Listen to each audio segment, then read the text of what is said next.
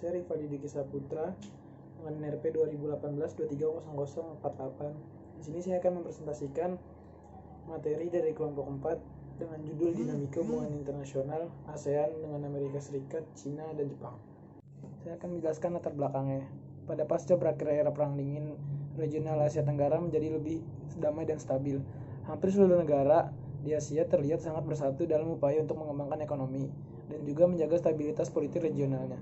Melihat perkembangan ASEAN yang begitu signifikan, muncullah beberapa analisis yang melihat ASEAN dari pandangan beberapa teori dalam analisis ini.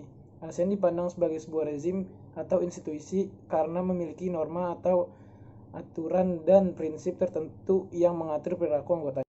Di balik kesuksesan ASEAN, terdapat satu fakta unik bahwa ternyata perdagangan menjadi salah satu faktor yang tidak dapat merekatkan negara-negara anggota ASEAN. Salah satunya alasan mendasar mengenai hal ini ialah karena beberapa negara ASEAN menggantungkan dirinya pada ekspor barang yang sama dan menjualnya pada pasar yang sama pula, sehingga mulai muncullah rasa kompetitif atau dengan kata lain konflik yang telah terjadi. Namun, jika dilihat dari perkembangan ekonomi secara umum, ASEAN termasuk ke dalam peringkat ketiga ekonomi terbesar di Asia dan peringkat ketujuh di dunia. Dari segi kecepatan pertumbuhannya, ASEAN masuk ke dalam urutan kedua setelah Cina. Hal ini membuktikan bahwa meski terdapat hambatan-hambatan, namun ASEAN tetap menunjukkan peningkatan yang signifikan dalam hal ekonomi. Terbelakang tersebut, kelompok kami merumuskan bagaimana hubungan antara Amerika Serikat, Cina, Jepang di kawasan ASEAN. Perkenalkan, nama saya Raka Dewandaru dari kelompok 4 akan menjelaskan bab 2 tentang teori neorealisme. Neorealisme pertama kali diperkenalkan oleh Kenneth Waltz pada tahun 1979 melalui bukunya yang berjudul Theory of International Politics. Neorealisme merupakan bentuk turunan dari realisme klasik. Kemunculannya dalam tatanan hubungan internasional diartikan sebagai turning point terhadap realisme klasik. Berbeda dengan realis klasik yang tidak percaya akan kerjasama antar negara di dunia internasional. Neorealisme berpendapat bahwa masih ada kemungkinan untuk melakukan kerjasama dengan negara-negara lainnya. Namun kerjasama yang dilakukan berdasarkan dari power suatu negara. Hal ini membentuk suatu kekuasaan yang hegemon terhadap negara-negara yang lebih lemah. Neorealis meyakini bahwa negara adalah aktor yang rasional, yang ingin mendapatkan untung semaksimal mungkin dan meminimalkan kerugian.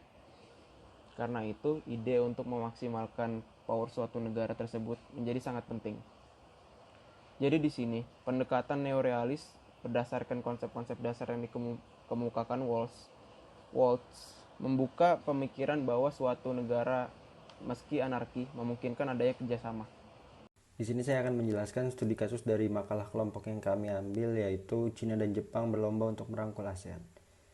Bermula dari konferensi tingkat tinggi KTT ke-8 ASEAN yang berlangsung di Phnom Penh, Kamboja pada tanggal 4-5 November 2019 lalu, menjadi saksi ajang persaingan antar Cina dan Jepang dalam menanamkan pengaruhnya terhadap ASEAN melalui kerjasama ekonomi yang lebih erat lagi.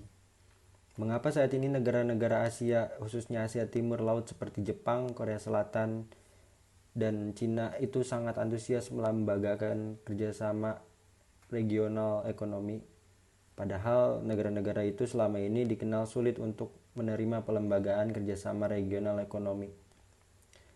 Berikut beberapa faktor yang dapat mempengaruhi hal tersebut dapat terjadi. Yang pertama, ketergantungan ekonomi negara-negara Asia Timur kepada Amerika Serikat dan Eropa sebagai pasar dan sumber investasi. Yang kedua, kawasan perdagangan bebas dapat menimbulkan pertikaian dengan negara-negara sekawasan di Asia. Yang ketiga, perbedaan tingkat pembangunan, kurangnya trade komplementari, dan keanekaragaman sosial politik budaya yang dapat menyulitkan pelembagaan kerjasama ekonomi di regional Asia. Assalamualaikum warahmatullahi wabarakatuh. Nama saya Muhammad Fahri Handrianto. Di sini saya akan menjelaskan studi kasus kedua, yaitu hubungan Amerika Serikat dan Tiongkok. Seiring dengan ketegangan antara Amerika Serikat dan Cina yang kembali menguat, negara-negara di kawasan Asia Tenggara, termasuk Indonesia, harus memikirkan ulang bagaimana kebijakan hubungan diplomatik dan ekonomi yang harus mereka jalin dengan dua negara adidaya tersebut. Satu hal yang pasti adalah mengurangi ketergantungan terhadap keduanya, menjadi jalan tengah yang paling aman. Apabila dibandingkan dengan kawasan regional lain, ketegangan antara AS dan Cina telah membawa dampak politik dan ekonomi yang cukup signifikan terhadap negara-negara di kawasan Asia Tenggara. Oleh karena itu, memperkuat jalinan hubungan yang baik dengan mitra non-tradisional seperti negara-negara Teluk dan Amerika Latin merupakan sebuah langkah strategis yang patut diperhatikan. Ketegangan antara kedua negara menguat setelah AS mengambil keputusan untuk menutup konsulat Cina di Houston minggu lalu. Tak berselang lama, Cina membalas perlakuan tersebut dengan menutup konsulat AS di Chengdu. Meski kawasan ini ingin terus menikmati akses pangsa pasar yang besar dan suntikan investasi dari Cina, beberapa kebijakan negeri tirai bambu ini tidak bisa lagi ditoleransi karena telah mengancam kedaulatan negara-negara di Asia Tenggara.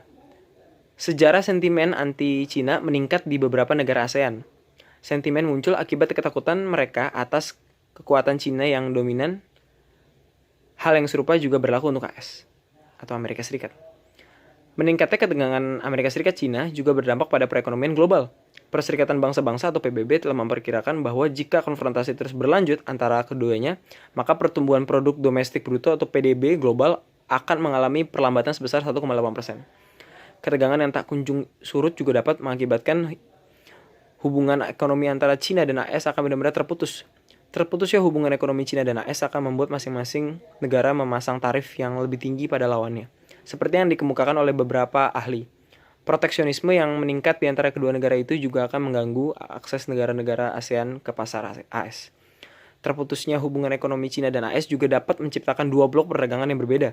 Satu dipimpin oleh Cina dan satu lagi dipimpin oleh AS.